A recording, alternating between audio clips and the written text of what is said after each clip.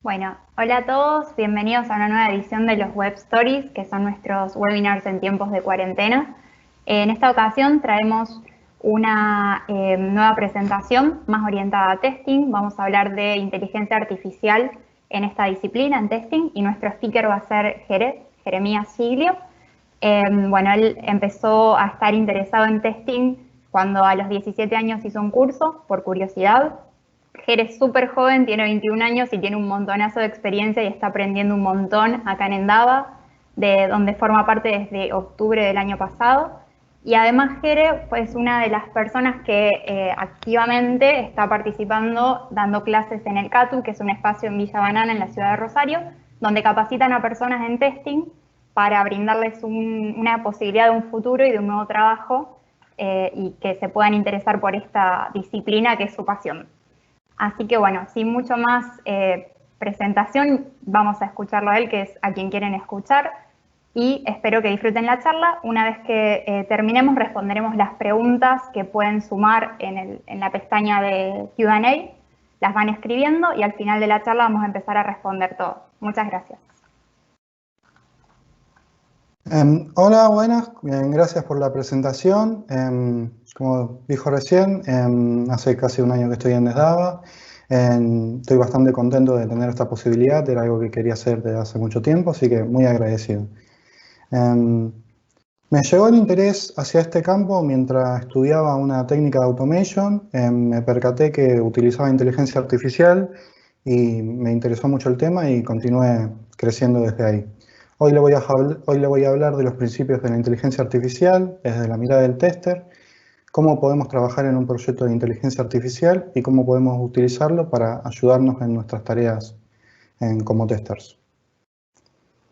Esta es la agenda de lo que voy a contarles hoy. Puede parecer un montón, pero esto no es nada más que un pantallazo de todo lo que se puede hablar del tema. Como van a ver más adelante, este tema es súper extenso, por lo que hoy me voy a concentrar en dejar bien entendidos los términos principales para que podamos desarrollarlo en próximas charlas y o puedan ver si les gusta y sepan por dónde comenzar. Así que comencemos, que esto se aprende viendo y haciendo. El impacto de la inteligencia artificial en el testing va a ser muy fuerte. El uso de sistemas con inteligencia artificial es algo que está en constante crecimiento, es algo que está y va a seguir cambiando la forma en la que se trabaja y nosotros no somos la excepción de mucho menos.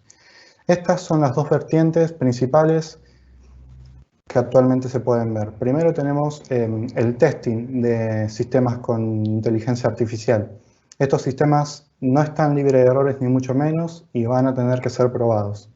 Luego tenemos el uso de inteligencia artificial para mejorar nuestras pruebas automatizadas o en herramientas que nos ayuden en nuestro testing. Veamos un poco cómo puede ser eso.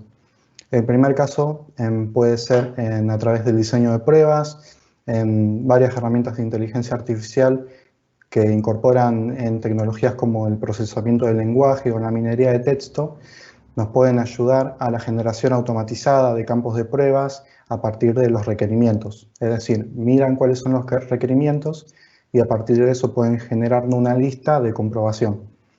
Otro caso puede ser para la generación de informes o cuadros de mando. El uso de la inteligencia artificial puede servir para que los líderes o las personas con toma de decisiones puedan ver distintas métricas generadas por inteligencia artificial y la puedan utilizar para tomar decisiones importantes. O, por último, está mi favorito personal, que es facilitar el proceso de automation. Existen muchísimas herramientas de automatización en el mercado. Algunas de estas herramientas utilizan inteligencia artificial para hacer que la automatización sea más fácil y más mantenible. Las herramientas podrían ayudarnos desde revisar una página y generarnos y revisarla y generar test case, o directamente hacer cosas que más adelante les vamos a mostrar que están bastante buenas. Pero para todo esto hay que tener una comprensión general, así que primero hay que trabajar en eso. Vamos a ver un poco la terminología. Comencemos viendo un poco cuáles fueron las definiciones y cómo fueron evolucionando con el tiempo. Primero tenemos la definición de inteligencia artificial, como pueden ver es bastante antigua. Dice cualquier técnica que permita a la máquina imitar inteligencia humana. No se sabía muy bien cómo funcionaba la inteligencia artificial, no se había desarrollado ni se había vislumbrado de lo que era capaz. Luego de eso llegamos a algo más avanzado, que es el aprendizaje automático o machine learning, que es un método estadístico para permitir a la máquina aprender de ciertas tareas sin haber estado estrictamente programado. Ahora la definición es diferente, pero sigue más o menos siendo esa la idea. Y luego tenemos el aprendizaje profundo o deep learning, que son redes neuronales con muchas capas que aprenden representaciones y tareas directamente de los datos. Luego vamos a evolucionar un poco más, pero como pueden ver, a medida que fue evolucionando la tecnología y la disposición de esta, fue cambiando la definición y fue mejorando. ¿Qué es la inteligencia artificial? Es la inteligencia proporcionada por una máquina con el objeto de resolver problemas normalmente resueltos con inteligencia humana. Se trata de un ordenador o un sistema diseñado para percibir su entorno, entender su comportamiento y realizar acciones. Hay muchísimas aplicaciones que lo utilizan actualmente. Podemos ver Cortana, Watson o Siri, que ejemplifican bastante bien qué puede hacer una inteligencia artificial, ya que son capaces de comprendernos, de entender lo que le decimos y luego hacer alguna acción. Ya son muy útiles, ejemplo Cortana y otros asistentes te pueden ayudar a buscar direcciones, pueden enviar mensajes de texto si vos se los pedís, o incluso en situaciones de crisis, te pueden decir dónde está el hospital más cercano, o marcar una línea de ayuda contra el suicidio, o animarte cuando estás deprimido. ¿Qué tecnologías han logrado hasta el momento? Se puede lograr todo esto. Clasificación de imágenes a nivel casi humano, que sean capaces de reconocer imágenes u objetos en imágenes, reconocimiento del lenguaje hablado casi a nivel humano, que sean capaces de comprender lo que le decimos y las órdenes que les damos, la transcripción del lenguaje escrito, que sean capaces de comprender nuestra escritura, una mejora sustancial de la conversión de texto al lenguaje hablado, que sean capaces de comprender el texto y luego decirlo, una mejora sustancial de las traducciones. Es muy normal que usemos Google en Translate para traducir todo lo que necesitemos. Estas herramientas utilizan inteligencia artificial para mejorar las traducciones a medida que va pasando el tiempo. La conducción autónoma, ya todos conocemos la conducción autónoma, pero esta utiliza muchísimos sistemas de inteligencia artificial. Es realmente algo muy avanzado y bastante potente. Recordemos que el 90% de los accidentes de tráfico son por capital humano, son por falla humana. Entonces, la conducción autónoma puede ayudar a solucionar este problema. La capacidad de comprender y responder preguntas en lenguaje natural. Son capaces de hablar, gracias a muchas herramientas o módulos o librerías, son capaces de hablar de una forma bastante refinada, al punto de que no sentimos realmente que estamos hablando como un robot, sino que ya son bastante más gráciles. Y luego están los juegos, como puede ser el ajedrez o el Go, o la inteligencia artificial de los videojuegos, que normalmente superan con muchísimas creces las capacidades humanas. Estamos hablando de que hace muchos años, en el 1997, ya una inteligencia artificial le había ganado al campeón mundial de ajedrez. Y hace un par de años, ya en el 2006, una inteligencia artificial que utilizaba otra técnica, con solo 6 horas de entrenamiento, le ganó a la máquina previa. Es decir, van evolucionando de forma constante y son bastante buenas en varias acciones. Veamos un par de ejemplos de por qué es importante. La inteligencia artificial está transformando la ingeniería de casi todas las industrias donde se aplica. Más allá de todos estos ejemplos, todos los días se encuentra un nuevo uso, todos los días alguien se anima a usarla en algún nuevo ámbito y de alguna forma revoluciona y ayuda en ese ámbito. Podemos ver en robótica, en robots que mejoran sus movimientos gracias a la inteligencia artificial, en la automatización industrial, empresas que pueden automatizar procesos gracias a inteligencias artificiales, el mantenimiento predictivo. Estas inteligencias pueden reconocer patrones de fallas y predecir cuándo esta puede llegar a fallar, ayudando a evitar fallas catastróficas y recomendando mantenimiento. El monitoreo de pacientes gracias a sensores que reconocen patrones preocupantes para la salud.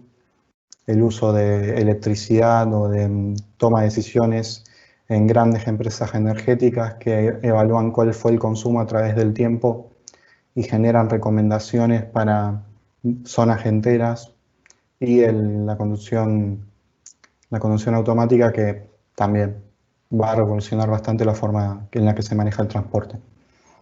Vamos a ver un poco cuáles son los tipos actuales de inteligencia artificial. Se supone que toda la inteligencia artificial se debería dividir o poder dividir en estos tres niveles. Primero tenemos la inteligencia artificial específica o débil, que son máquinas que están programadas para llevar una acción o tarea específica en un contexto muy limitado. Por ejemplo, las máquinas recreativas, los asistentes de voz y prácticamente todas las herramientas o todos los sistemas que usan inteligencia artificial actualmente. Luego tenemos la inteligencia artificial general. Son máquinas con capacidades cognitivas parecidas a las nuestras. Estas inteligencias artificiales deberían poder razonar y comprender de su entorno y desarrollar algo parecido a un sentido común. Esto todavía no se llevó a cabo y no se sabe si se va a hacer en realidad o si se va a lograr dentro de poco. Y luego está la super inteligencia artificial, que son máquinas que son capaces de replicar pensamientos, ideas y emociones humanas. En ese super estado de inteligencia en el que las máquinas se volverán más inteligentes y sabias que los humanos. Esto es obviamente en ciencia ficción, considerando el estado actual. No se va a convertir en una realidad en un futuro cercano. ¿Qué es el Machine Learning? Hay varias definiciones, fue evolucionando con el tiempo. Una de las primeras definiciones fue un campo de estudio que da a las computadoras la capacidad de aprender si están estrictamente programadas. Era bastante general, era solo la idea, bueno, aprende sin estar programado, pero no estaba muy evolucionado. Esta definición me gusta mucho más. Los sistemas de Machine Learning aprenden y mejoran con la experiencia y con el tiempo. Refinan un modelo que puede ser usado para predecir el resultado de preguntas basado en el aprendizaje previo. Esta es una definición que me gusta bastante más, ya que refleja mejor lo que es el Machine Learning. Esto tiene varias técnicas, hay varias formas de lograr esto, dependiendo de la situación. Tenemos el aprendizaje supervisado, que entrena un modelo de datos de entrada y salida. Se basa en el aprendizaje. Uno le dice, se supervisa cuáles son las posibles salidas, se les indica cuáles son las posibles salidas, y luego de eso la compara para ver si está relacionado con lo que se le enseñó previamente.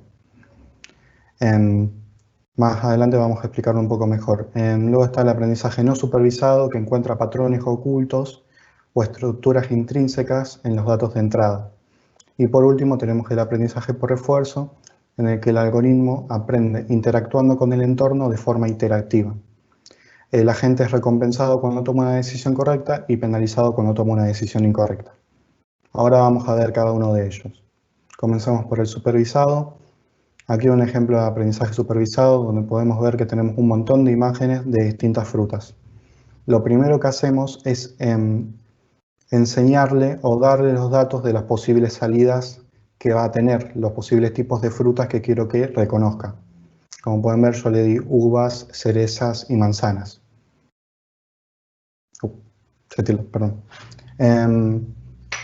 Como pueden ver, yo le ingresé todas las frutas las frutas luego para que las separe, y parece que funciona realmente bien. Reconoció todas las cerezas, todas las uvas, pero abajo podemos ver que se me coló un durazno. ¿Por qué pasó esto? Se maneja con relaciones de probabilidades. Vio que era bastante similar a una manzana, entonces lo tomó como si fuera una manzana.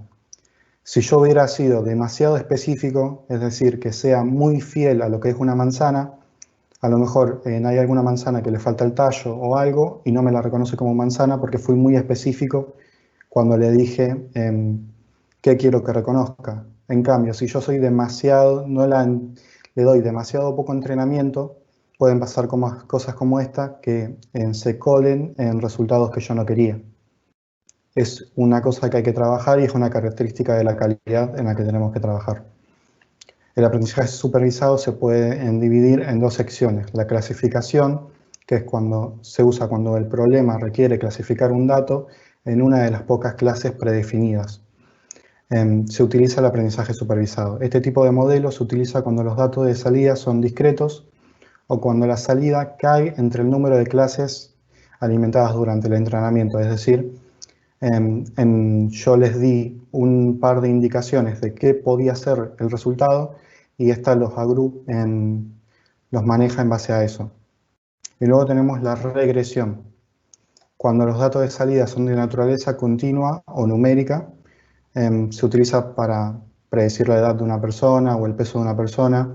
Es decir, en base a toda la información que tiene, le ingresan ciertos datos y reconoce cierto patrón y lo aplica para dar una respuesta. Veamos un par de ejemplos para que se entienda mejor. Un ejemplo de clasificación. Las técnicas de clasificación predicen respuestas discretas. Por ejemplo, si un correo electrónico es genuino o es spam, no deseado. Los modelos de clasificación están entrenados para clasificar datos en categorías. Por ejemplo, el reconocimiento de voz o la calificación crediticia. En ejemplos de regresión, estos predicen respuestas continuas. Por ejemplo, los cambios de temperatura o las fluctuaciones de demanda de la electricidad. Las aplicaciones incluyen reconocimiento de escritura a mano y procesamiento de señales acústicas.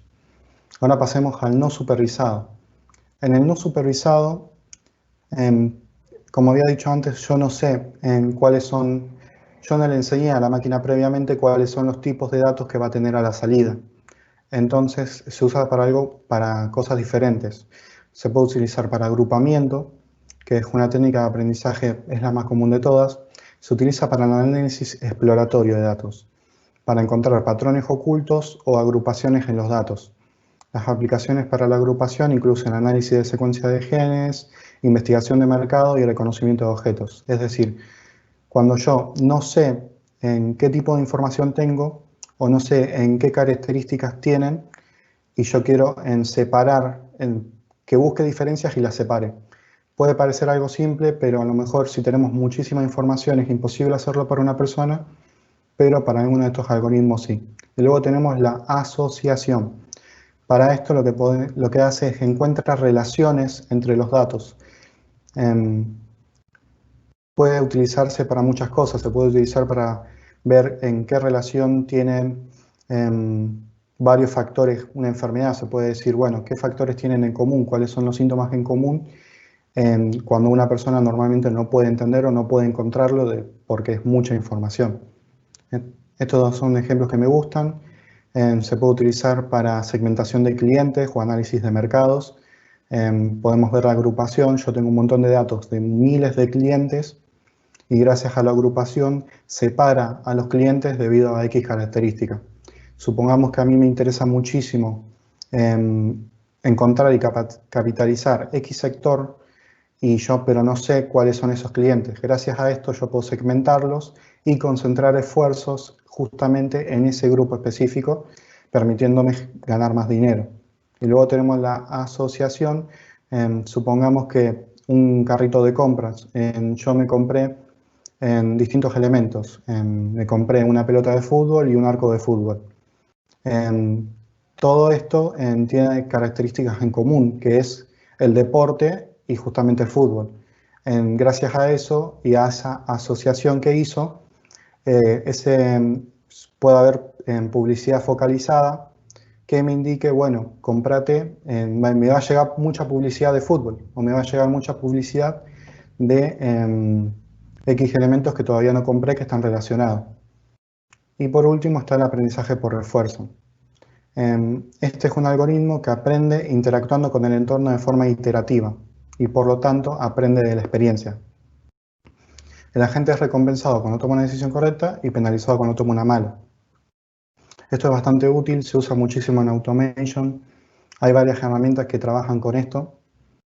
Veamos un par de ejemplos. Esta es una pequeña viñeta que explica bastante bien cómo funciona. Como pueden ver, el robot tiene que tomar una decisión, tomó la equivocada y es penalizado. Y la próxima vez va a tratar de evitarlo. Unos ejemplos pueden ser los vehículos autónomos o los chatbots. También utilizan este tipo de tecnologías. El aprendizaje profundo o deep learning se refiere a los sistemas que tienen experiencia, que obtienen la experiencia de datos masivos. Es decir, que pueden trabajar directamente con los datos. Lo que vamos a ver en todos los anteriores algoritmos que mostré, los de aprendizaje supervisado y no supervisado, requieren que los datos sean trabajados. En cambio, con el deep learning no es necesario. El deep learning utiliza redes neuronales artificiales para analizar grandes conjuntos de datos en esa red. Esto es bastante útil. Hay muchos tipos de redes neuronales. La que a mí me interesa son las redes convolucionales, que son las más avanzadas y las que más uso tienen, pero pueden ver acá un poco el resto y cómo todas estas fueron evolucionando hasta llegar a la red convolucional. Una red convolucional tiene varias características. Una de ellas es que tiene la capacidad de manejarse con capas de 2 dimensiones, lo cual hace que esta arquitectura resulte adecuada para procesar datos en 2 dimensiones, tales como las imágenes. Este tipo de redes elimina la necesidad de una extracción manual de las características, por lo que no es necesario identificar todas las características que tiene una imagen para clasificarlas. Bueno, continúo un poco. ¿Cuándo es útil el Machine Learning? ¿Cuándo podemos usarlo? Podemos considerar utilizar el aprendizaje automático cuando tenga una tarea compleja o un problema que indica una gran cantidad de datos y muchas variables, pero no existe una fórmula o ecuación existente. Por ejemplo, el aprendizaje automático es una buena opción si se necesita manejar situaciones como esta. Las reglas y ecuaciones escritas a mano son demasiado complejas, como el reconocimiento facial y el reconocimiento de voz. O si las reglas de una tarea cambian constantemente, como en la detección de fraudes de los registros de transacciones. También si la naturaleza de los datos sigue cambiando y el programa necesita adaptarse, como puede ser el comercio automatizado y el pronóstico de la demanda de energía, también como la predicción de tendencias de compra. ¿Cómo decidimos qué algoritmo tenemos que usar? Vamos a ver que es bastante complicado. Elegir el modelo correcto puede ser muy difícil. Hay muchísimos algoritmos de aprendizaje automático supervisado y no supervisado, y cada uno adopta un enfoque diferente para el aprendizaje. No existe el mejor método o una talla única para todos. Encontrar el algoritmo correcto es en parte solo prueba y error. Incluso los científicos de datos altamente experimentados no pueden decidir si un algoritmo va a funcionar sin antes probarlo. Pero la selección del algoritmo también depende del tamaño y el tipo de datos con los que se esté trabajando, los conocimientos que se desean obtener de los datos y cómo se utilizarán estos conocimientos. Es importante entender los problemas que estamos tratando de resolver y el tipo de aprendizaje que se requiere para resolverlos. A continuación, vamos a ver un poco cómo podríamos identificarlo. Si el problema tiene múltiples estados y múltiples movimientos en cada estado, se va a tener que utilizar aprendizaje por refuerzo. En cambio, si hay una variable de salida, va a tener que utilizarse aprendizaje supervisado. Si la salida es discreta y categórica, si yo quiero categorizar elementos en una selección ya previamente dada, puedo usar un problema de clasificación. Como vimos antes, puedo utilizarlo para separar elementos que yo ya sé. Si yo tengo una empresa que cataloga frutas y tengo un algoritmo, puedo mostrarle fotos de cómo tiene que ser cada una de las frutas que quiero que separe y va a poder reconocerlas y separarlas gracias a eso. Si es numérica en continua, va a ser un problema de regresión. Yo puedo ingresar todos los datos de una inmobiliaria que trabaja ofreciendo el precio en base a los metros cuadrados y X características que tiene una casa, y en base a eso puedo generar un algoritmo que prediga cuál es el precio que debería tener una casa, gracias a todos los análisis previos que se les dio. En cambio, si no hay variable de salida, si yo no sé o no le di claramente cuál es la característica que debe tener al salir, es aprendizaje no supervisado. Si lo que yo quiero es agrupar datos similares, es decir, que que agrupe en base a lo que tienen en común, generando varios grupos, es un problema de agrupamiento. En cambio, si yo quiero encontrar características en común en un grupo o en todos los datos que yo le estoy dando, es un problema de asociación. Y por último, si los datos brutos no están estructurados, si yo no puedo trabajar en los datos o son demasiados como para hacerlo, es un problema de deep learning. Volviendo a lo que nos importa, o sea, el testing, si hacemos una comparación entre los sistemas tradicionales y los sistemas de inteligencia artificial, como vemos en la imagen, nosotros los testers estamos acostumbrados a este tipo de sistemas, donde hay un grupo de desarrolladores que construyen un sistema basado en reglas. Y luego hay un usuario que hace uso de ese sistema en base a una entrada y luego de eso se genera una salida. Luego, si ese usuario puede utilizar bien el sistema, se considera que está bien, y si no lo puede usar de la forma adecuada, se considera que hay un error. Es una lógica determinística, es decir, es una prueba determinante, sí o no. Pero cuando entramos en el mundo de la inteligencia artificial, esto cambia. Obviamente la parte del usuario es la misma. El usuario entra y espera lograr hacer lo deseado. Pero con el equipo de desarrolladores o el rol específico tiene que entrar en dos aspectos. Por un lado, tiene que trabajar en cuáles van a ser los datos. Por todo lo que sea Machine Learning y Deep Learning, usaremos un gran juego de datos para indicarle a lo que sería el segundo punto, una red neuronal. ¿Cómo debería comportarse en base a determinadas entradas? Entonces lo que hacemos es conseguir los datos, armamos ese modelo, lo entrenamos en base a un modelo de entrenamiento y en definitiva estos son nuestros set de reglas. Pero no son reglas en que nosotros les programamos estrictamente. Como resultado de eso, en realidad tenemos un resultado que no es determinístico, sino más bien probabilístico. No va a responder de una forma de un sí o un no. Va a decir, va a estar un 80% bien o un 50% acertado, va a devolver en porcentajes, por lo que es muy difícil llegar a una respuesta exacta. Luego de eso, la integración de sistemas de inteligencia artificial con otros sistemas tradicionales aumenta la necesidad de diferentes técnicas de diseño de prueba.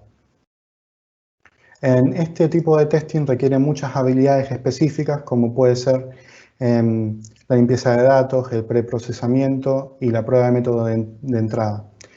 También los testers que se quieran entrar en testear en estos sistemas van a tener que tener muchos conocimientos de estadísticas, de data science, para poder un poco comprender este proceso interno.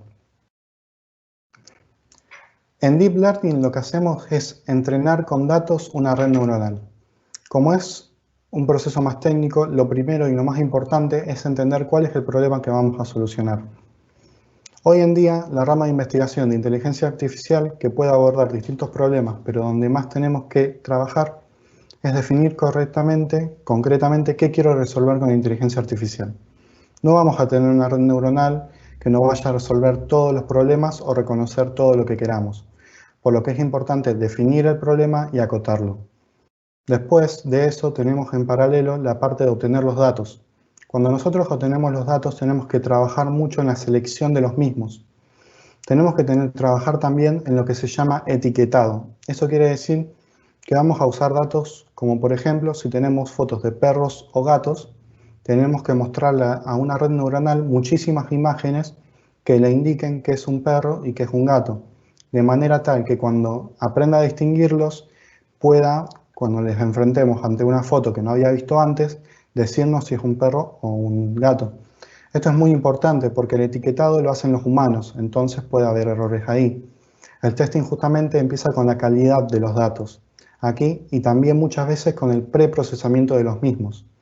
Nosotros no siempre podemos utilizar como input imágenes del mismo tamaño o imágenes del mismo color, porque entonces va a estar acotado a la calidad de las imágenes que le dimos antes. Cuando nos salgamos un poco de eso, no va a saber cómo reaccionar. Y en segundo plano, la parte que se introduce acá es un poco más compleja, que es una representación, lo que ven abajo es una representación de una red neuronal. esa red neuronal en particular está totalmente conectada. Lo que ven como puntos son nodos, después distintas aristas que se conectan y en definitiva lo que hay detrás de esto son distintas matemáticas. Distintas, capaz que uno puede ir agregando que van a hacer que distintas cosas en esta red neuronal. Como resultado de esto tenemos que agarrar y tener un conjunto de datos para entrenar esta red, este algoritmo. Para eso tenemos que dividir nuestros datos. Algunos datos que nos permitan entrenarnos y algunos datos que nos permitan saber si ese entrenamiento fue bueno o no. Tenemos que tener algunos datos que nos permitan validarlo y finalmente viene la parte de hacer el testing propiamente dicho con otro juego además de datos. Por lo más común es que tengamos 3 juegos de datos. El más grande de todos lo vamos a usar para entrenar, puede ser el 80%, y luego en las otras 2 porciones son para validar y la final para hacer el testing y ver que funciona bien. Veamos un poco cuáles son las fallas que puede llegar a tener esto. Todo producto de inteligencia artificial tiene el potencial de hacer daño, aunque esté libre de errores. ¿Por qué pasa esto? Veamos estas 2 imágenes. Acá podemos ver, esta es una inteligencia artificial que se diseñó en Texas con el objetivo de definir si una persona es peligrosa o no y ver si merece tener la libertad condicional o ayudar al juez a tomar una decisión. Como podemos ver, tenemos a 2 personas, una persona que es caucásica y otra de color, y vemos que la persona caucásica tiene un riesgo bajo, es decir, no es una persona demasiado peligrosa para la sociedad, y la otra tiene el máximo, tiene un 10, entonces debe ser muy peligrosa esa persona. ¿Qué habrá hecho? Bueno, la persona que tiene un bajo nivel de riesgo tuvo 2 robos armados y otro robo armado más, y tiene varios delitos graves detrás. En cambio, la persona que tiene un gran grado de peligrosidad solo tuvo delitos juveniles. En este otro ejemplo también se puede ver mucho mejor. Tenemos una persona que fue catalogada como peligrosa con un nivel 6, en cambio otra con un nivel 3. La persona con el nivel 3 tenía casos de violencia doméstica, asalto agravado, tráfico de drogas y robo. Son cosas bastante graves. En cambio, la otra persona solo tuvo un delito leve. Sin embargo, esta inteligencia artificial estuvo entrenada con todos los registros de sentencias que se hicieron en ese estado por un tiempo bastante largo. Y lo que aprendió la inteligencia artificial fue que, por lo menos en ese lugar, lo que le importaba más a la justicia era el color de piel de la persona que los delitos que había hecho. Es decir, adquirió un sesgo. No es el único lugar donde pasa esto. El mundo de la informática está lleno de prejuicios de género y los algoritmos de Machine Learning no son una excepción.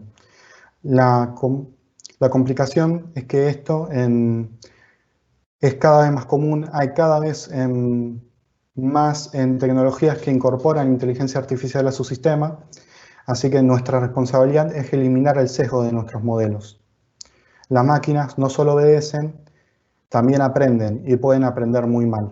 Como profesionales debemos trabajar para desarrollar acciones afirmativas con el fin de corregir los sesgos que impiden una participación plena de personas en las diferentes esferas de la sociedad. Un ejemplo puede ser el FaceApp, donde a los hombres los envejece poniéndole canas y a las mujeres no. Una inteligencia artificial no explicable más los sesgos son bugs, llevan a bugs.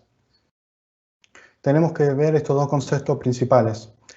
Un desafío muy crítico que tiene hoy en día este tipo de soluciones es que está relacionado a la complejidad que tienen. No podemos explicar muy bien por qué una inteligencia artificial toma distintas decisiones. Solo podemos ver el resultado, o un poco más si se tiene muchos conocimientos. Eso, sumado a los sesgos que pueden llegar a tener los datos previamente ingresados, tenemos un papel muy importante en cuanto a la ética, porque vamos a estar liberando software que puede tener problemas de sesgo.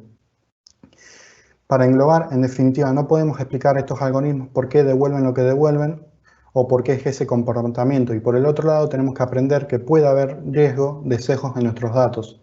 Por lo tanto, vamos a tener bugs porque estamos en este contexto. En esta situación vamos a tener que elegir qué bugs vamos a tener. exhaustivo o de precisión. ¿Qué es exhaustivo y qué es de precisión? Esto es más fácil explicarlo con un par de ejemplos. Voy a narrar un poco un ejemplo. Si yo tengo un auto que se maneja con conducción autónoma y yo tengo una inteligencia artificial que está programándose para que reconozca las señales de pare, yo la voy a programar o le voy a entrenar para que sea muy sensible. Es decir, cualquier cosa roja que frene, no me interesa. Bueno, era un cartel de otra cosa o era alguna cosa de color rojo que me impidió.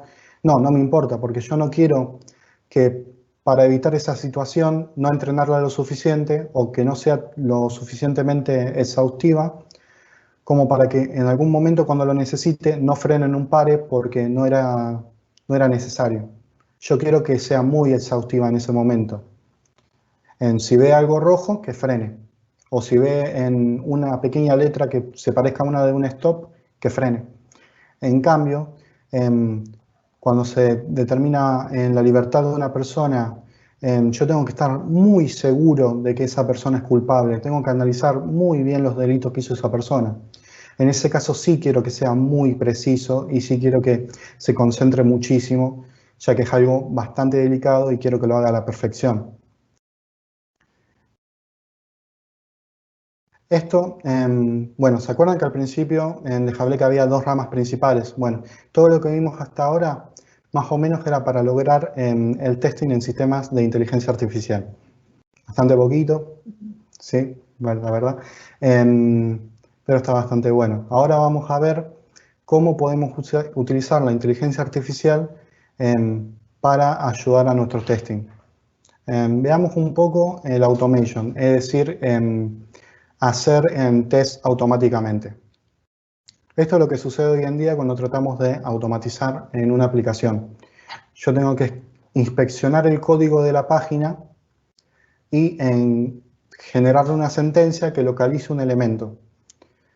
Todos los que estén en automation saben que los selectores son uno de los grandes problemas, no tan solo cuando se comienza, ya que son difíciles y hay que saber cómo elegirlos, sino que requieren mantenimiento, algún cambio en la página puede hacer que dejen de funcionar y son bastante volátiles, por así decirlo. Bueno, gracias a la inteligencia artificial podemos cambiar cómo está pasando esto. En este caso vamos a utilizar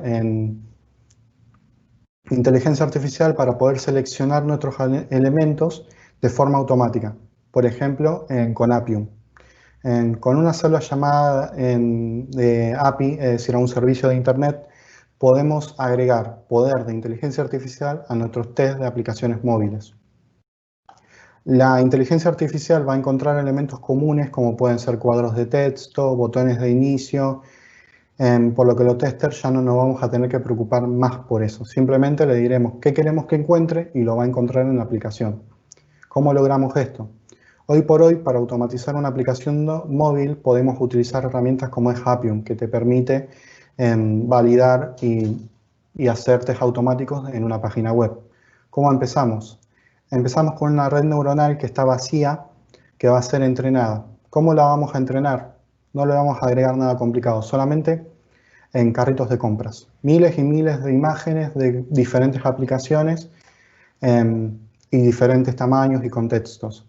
¿Con qué idea? Con que funcione de forma similar a la que hace el cerebro humano. Nosotros comprendemos cómo es un carrito de compra porque tenemos una imagen preconcebida en la cabeza en base a la experiencia. Bueno, la idea es generarle ese mismo conocimiento a una inteligencia artificial para que luego pueda hacer lo mismo que nosotros hacemos. Entonces, cuando yo quiero hacer un test, le voy a poder decir, hey, encontrame un carrito en esta página, y esta inteligencia artificial lo va a entender y lo va a hacer. ¿Cómo entrenamos una inteligencia artificial para lograr esto? No sé si sabían, pero Google tiene un API, un servicio web para detectar objetos. Ahora, más adelante, voy a pasar el link. En nuestro ejemplo, encuentra muchísimos elementos, pero no tiene todos los objetos. Por ejemplo, no tiene el del carrito, que es justamente el que necesitamos. Incluso Si yo tengo algún elemento específico, como puede ser el iconito de mi empresa o alguna cosa más, no lo va a tener, obviamente, salvo que sea de una marca súper famosa. Así que lo que vamos a hacer es bajarnos el modelo que tiene Google y reentrenarlo agregándole lo que nosotros queremos que aprenda. ¿Cómo podemos hacer eso? Primero cargamos un montón de imágenes de distintos carritos con distintas características. Luego con un algoritmo que lo entrena, como puede ser este que estoy mostrando, corro el algoritmo y lo dejo analizando estas imágenes. Toma un par de horas, dependiendo de la cantidad de información, va a ser más o menos. Para que sea un ejemplo, enseñarle que reconozca un carrito, en este ejemplo específico tomó 2 horas. ¿Y qué logramos? ¿A qué resultados llegamos? Llegamos a esto. Yo simplemente le digo, driver, element custom, encontrame un carrito. O driver.element, encontrame un iconito de búsqueda. Y la inteligencia artificial va y lo va a hacer. Esto, así está testeando Google actualmente. Es el método que utiliza profesionales como Jason Arbon o la gente de Testim, que son medios bastante conocidos que actualmente están trabajando con inteligencia artificial. Muchas empresas están empezando a utilizar herramientas como esta, ya que pueden simular en comportamiento funcional simple. No tan solo esto permite también generar test case dinámicos, porque supongamos, yo tengo un test case que sea iniciar sesión. Si yo puedo entrenar una inteligencia artificial para que reconozca todos los elementos normales de una inteligencia artificial, todos los elementos convencionales de una página, puedo crear test case que recorran dicha página y puedan hacerlo igual en todas. Eso es bastante poderoso y bastante útil. Veamos un poco, no tan solo tiene estos iconos, tiene muchísimos más. Este ejemplo de acá arriba actualmente tiene 125 elementos, más lo que se pueden agregar reentrenando el modelo. Es bastante poderoso y bastante interesante. Ahora vamos a cambiar un poco el tema a otra herramienta de automation que puede ser realmente útil y que no era posible hacerlo antes. Podemos utilizar la inteligencia artificial para validar automáticamente elementos visuales de una página. Solo tenemos que tomar una imagen de la aplicación web y la inteligencia artificial la va a comparar con imágenes de versiones anteriores. Solo puede hacerse si disponemos de imágenes previamente, obviamente. Para así comparar si hubo algún cambio inesperado en la pantalla. Si detectó diferencias, la inteligencia artificial va a preguntar si esto fue un problema válido. Si fue un problema válido, va a generar un reporte de bug. Todo perfecto. De lo contrario, la inteligencia artificial se equivocó. Aprenderá de sus errores y va a ignorar problemas similares en el futuro. Esto es bastante útil ya que se puede utilizar para validar páginas enteras en lo respecto a lo visual. Antes se podía hacer, sí, pero era muy complicado, llevaba muchísimo tiempo y dejó de ser viable. Esta tecnología existe desde hace bastante tiempo, pero recién ahora con el uso de inteligencia artificial es una alternativa válida. Hay muchas herramientas que se manejan de esta forma. Es bastante interesante, cada vez son más y son bastante famosas. Actualmente estoy preparando una charla sobre el uso de este tipo de herramientas. Así que bueno, antes de terminar y pasar a las preguntas, me gustaría decir que es un tema que a mí me gustó mucho. Me gustaría mucho saber que gracias a esto le creó un poco de interés y expectativa sobre el tema de la inteligencia artificial, ya que es algo que no es algo que estamos hablando de que va a pasar dentro de 3 años, como se decía previamente, que siempre se hablaba futuro. Esto ya se está utilizando, grandes empresas lo están utilizando, así que realmente va a afectarnos y probablemente va a afectar nuestro trabajo en el futuro. Estas son un poco las referencias, no se queden solamente con esto. Todos los días salen nuevas alternativas, todos los días sale un webinar, todos los días sale una charla como esta, todos los días un artículo nuevo o una empresa saca una nueva tecnología. Es algo que está creciendo a pasos agigantados y Esto es un buen punto de inicio. Si alguno tiene más interés puede preguntar o puede mandar un email, pero hay mucha información disponible. Pasemos a las preguntas. Si alguno tiene alguna pregunta me las van a ir pasando. Jere, bueno, muchas gracias por tu presentación. Queremos, obviamente, aparte de que nos manden sus preguntas, saber si les gustó, nos pueden escribir en la sección de preguntas y respuestas. Ya hay preguntas, así que te las voy a ir pasando. Y bueno, además quería recordarles que la semana próxima, el jueves 28, vamos a tener una presentación desde Web Stories de Colombia, de Medellín, donde vamos a charlar sobre cómo desarrollar una aplicación sin servidor con AWS CodeStar y Cloud9, a cargo de Jorge Herrán, que también es un compañero nuestro de Endava. Podrán ver en las redes los links para inscribirse y les va a llegar la información ahí como está mostrando Jere en este momento. Pasamos entonces a las preguntas. Nicolás te dice, Jere, hola Jere, ¿vos estás aplicando este tema en tu empresa hoy? Bien, yo lo que estuve haciendo actualmente fue generar varias pruebas de concepto. Una donde yo realmente puedo utilizarlo y donde realmente puedo decir que logré mostrar algo o hacer algo que funcione fue en el caso de utilizar la inteligencia artificial para automatizar elementos visuales. Pude generar varias pruebas de concepto, como puede ser la de, voy a volver un poco atrás, Percy y ApplyTools, que estoy preparando una charla para mostrar el uso de estas dos herramientas. Es muy útil, me olvidé de decirlo, pero estas herramientas utilizan aprendizaje por refuerzo. Entonces, con un poco de entrenamiento y con muy poca programación o muy pocos conocimientos, se puede lograr automatizar toda la parte visual de páginas. Así que sí, además la empresa es bastante afín, siempre tuve la posibilidad de estudiar y siempre tuve la posibilidad de adquirir conocimientos. Hay mucho interés, entonces sí puedo decir que me gusta, que sí pude verlo y sí pude hablarlo con compañeros. Perfecto. Bueno, pasamos a otra pregunta. Ernesto pregunta, dentro de un equipo de trabajo, ¿a quién le corresponde la recolección de datos con la cual se entrena a la inteligencia artificial? No sé si tenés un poco de info al respecto. Bueno, los roles en todo lo que viene siendo inteligencia artificial son un poco difusos, pero depende un poco de todos. Dependen del profesional de data que tiene que tomar todos esos datos.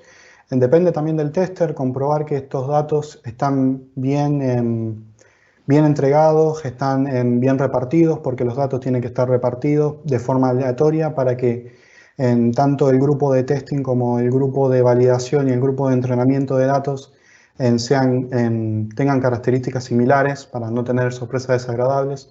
Yo diría que es un rol del data science y también de la persona que está haciendo testing para comprobar que se le está alimentando bien a la inteligencia artificial. Genial. Después nos preguntan, esto es una pregunta anónima, que pregunta, ¿qué pasa si la imagen está al revés de las que mostraste antes en una parte de la presentación? ¿También lo reconoce como carrito, por ejemplo, cuando estabas viendo el tema de las compras? Es muy posible que no lo haga. Supongamos que yo sea una persona quisquillosa o yo quiera o yo sepa que pueden pasar esas cosas. Podría entrenar en agarrar todas mis imágenes y rotarlas. Utilizando algún programa de edición de imágenes masivo, puedo generar esas características y entrenar un sistema para que tenga esa plasticidad. Lo que tiene bueno el Deep Learning es que podés añadirle esa plasticidad a través de más y más datos. El problema ahí entramos un poco en algo que se llama sobreentrenamiento o overfitting, que es algo normal, porque yo también podría decir, bueno, si está pixelada la imagen, o si está al revés, o si tiene una forma de un icono diferente, yo realmente quiero invertir tantos datos en hacer que sea pesado, porque estas inteligencias artificiales se pueden volver pesadas, es decir, que tienen demasiados datos para su propio bien. Depende, si es algo que va a afectar en tu negocio, como puede ser una inteligencia artificial que reconoce patrones de imágenes o reconoce imágenes, vos sabés que una persona no va a tomar siempre la misma foto, la va a tomar rotada, la va a tomar con muchas cosas. Pero si es en el caso de una página web, yo siempre el carrito lo voy a ver derecho, no lo voy a ver dado vuelta. Entonces yo no la entrenaría en ese sentido, pero sí, seguramente falle. Perfecto. Bueno, te están felicitando, Nicolás, que antes le respondimos una pregunta, le encantó la charla, le pareció un éxito total y quiere más charlas, así que anda preparando lo que viene. Eso por otro lado. Después, bueno, Enzo nos comenta que es un tema muy interesante y que seguramente va a cambiar radicalmente la realidad con el paso de los años. Creemos que es cierto, así que también muchas gracias por comentar. Memi pregunta, excelente la charla. Entonces, si esto va a llegar a todos los niveles, ¿en cuánto tiempo nos quedamos sin trabajo? Una interesante pregunta. Nunca nos vamos a quedar sin trabajo porque en así no creo que como funcione. Yo creo que va a pasar algo, de hecho está catalogado como una nueva revolución industrial, todo lo que viene siendo la inteligencia artificial. Yo creo que se van a reinventar las formas en las que funcionan los trabajos. La inteligencia artificial es muy fuerte para algunas cosas, pero es muy débil para otras. Yo creo que va a haber un cambio de paradigma, pero vamos a poder adaptarnos y vamos a poder cambiar las cosas. Tal como está pasando como el testing no va a desaparecer, sino que va a reinventarse y utilizar estas herramientas, o las personas van a comprender estas herramientas y van a trabajar alimentándolas. Entonces, yo no creo que sea algo distópico donde toda la gente se queda sin trabajo, sino yo creo que va a pasar como en las revoluciones industriales, donde la gente dejó de trabajar de una forma y empezó a trabajar de otra, utilizando estas herramientas. Bueno, también Nazareno nos pregunta si se puede aplicar inteligencia artificial para generación de reportes. Sí, se puede. Hay una parte de dashboard inteligente que genera reportes en base a toda la información, se ve si se cubrieron todos los requerimientos. Son algoritmos que se pueden trabajar, es toda la parte analítica. Sé que hay varias herramientas, como no es de mi interés particular, no me puse a evolucionar en eso, sino que me puse a evolucionar en todo lo que viene siendo automation, pero sé que existen y es bastante bueno. Puede funcionar muy bien para decisiones y para toda la parte de los test cases. Genial. Acá tenemos una pregunta de Adel que pregunta, en caso de utilizar el framework que busca elementos por iconos, ¿qué pasa si hay dos elementos que son parecidos en una misma página? No sé si eso alguna vez les pasó, dice que no llegaron a probarlo, o sea que algo estuvo viendo ya con vos. Sí. ¿Qué puede llegar a pasar si son dos elementos similares? Probablemente seleccione, por la forma en la que funciona en Machine Learning y la inteligencia artificial en general, va a seleccionar el que le parezca más similar.